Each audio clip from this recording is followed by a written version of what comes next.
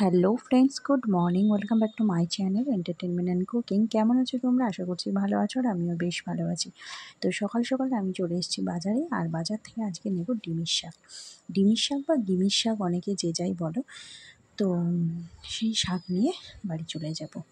তো আজকের আমার রেসিপি কি আছে সেটা দেখার জন্য অবশ্যই পুরো ভিডিওটা দেখতে হবে। যারা আমার চ্যানেলে নতুন আছো তারা প্লিজ সাবস্ক্রাইব করে নাও, যারা আমার চ্যানেলে পুরনো আছো তারা পুরো ভিডিওটা দেখে একটা লাইক দিয়ে দাও।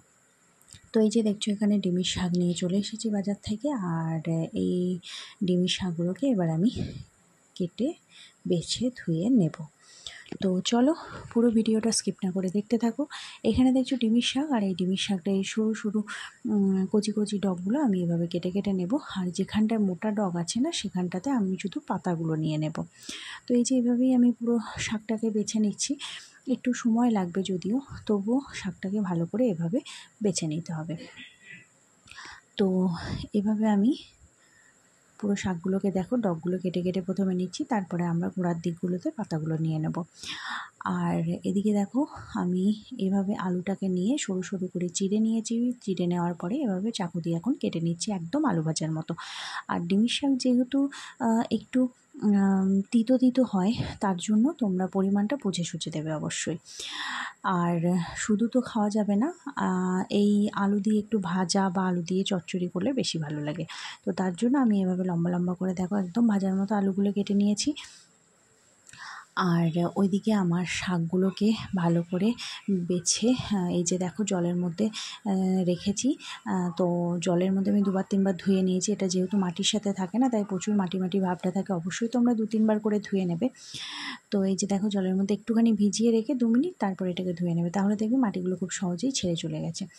আর এই যে এখানে দেখছো আমি একটুখানি পেঁয়াজ কুচিয়ে নিয়েছি, অর্ধেকটা পেঁয়াজ কুচিয়ে, আর একটা বড় পেঁয়াজের অর্ধেকটা নিয়েছি। আর এখানে পরিমাণ মতো ঝাল। আর এই যে দেখছো মৌরলা মাছ। তো মৌরলা মাছগুলো আমি আগের থেকেই ভেজে নিয়েছিলাম। তো চলো রেসিপিটা শুরু করা যাক। মৌরলা মাছ দিয়ে ডিমের শাকের দুর্দান্ত একটা রেসিপি।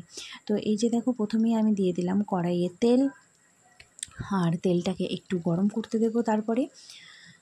তো চলো তেলটা একটু গরম করে নেওয়া যাক।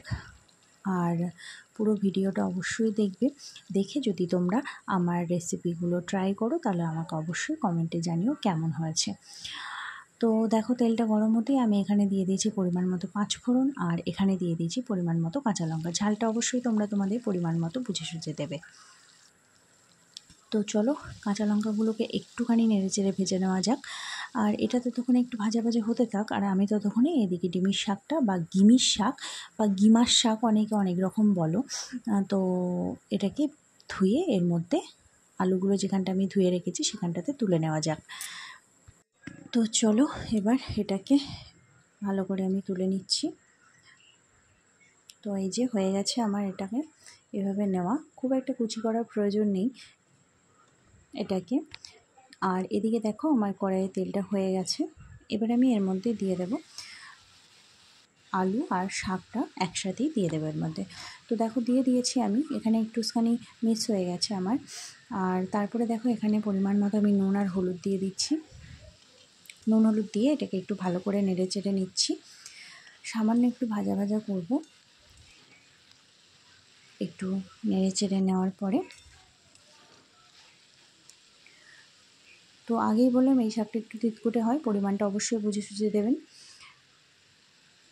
তারপরে এখানে আমি আমার কুচিয়ে রাখা পেঁয়াজগুলো দিচ্ছি। এখানে আমি আমার পরিমাণ মতো নিয়ে নিয়েছি, একটা বড় পেঁয়াজের অর্ধেকটা নিয়ে নিয়েছি।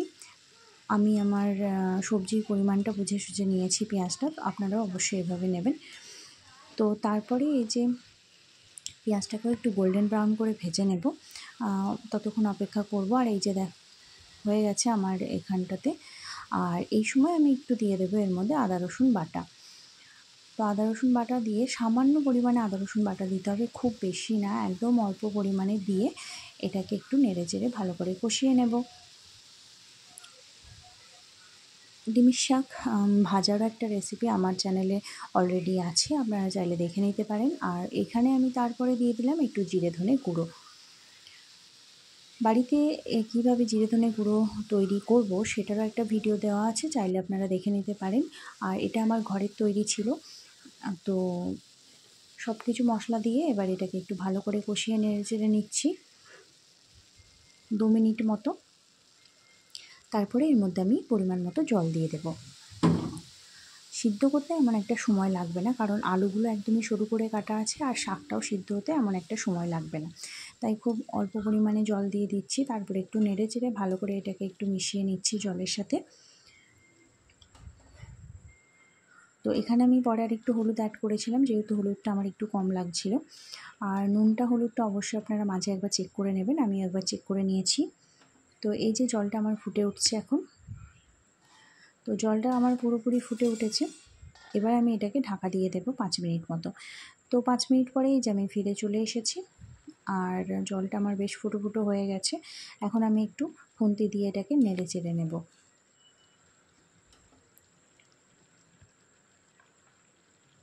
তো একটু নেড়ে চেড়ে নেওয়ার পরে এখানে আমি আমার ভেজে রাখা মৌরলা মাছগুলো এখন দিয়ে দেব। তো এই যে ভেজে রাখা মৌরলা মাছগুলো এর মধ্যে দিয়ে দিলাম। তারপরে একটু খুন্তি দিয়ে মাছগুলোকে ডুবিয়ে দিয়ে এটাকে আরও 5 মিনিট মতো অপেক্ষা করব। 5 মিনিট পরে আবার আমি চলে এসেছি আর এই যে আমার দেখতে ঠিক এরকম হয়েছে জিনিসটা। একটু ভালো করে নেড়ে চেড়ে নেব। জলটা অনেকটা মরে এসেছে আর দেখে যতটা টেস্টি লাগছে না, ঠিক এতটাই টেস্টি হয়েছে খেতে। অবশ্যই বাড়িতে একবার ট্রাই করবেন। আর শেষে আমি এখানে পরিমাণ মতো সামান্য একটু চিনি দিয়ে দেবো টেস্টের জন্য, তবে এটা আপনারা নাও দিতে পারেন, স্কিপ করতেও পারেন, এটা অপশনাল একদমই। তারপরে আমি এটাকে আরও 2 মিনিট মতো ঢাকা দিয়ে দেব।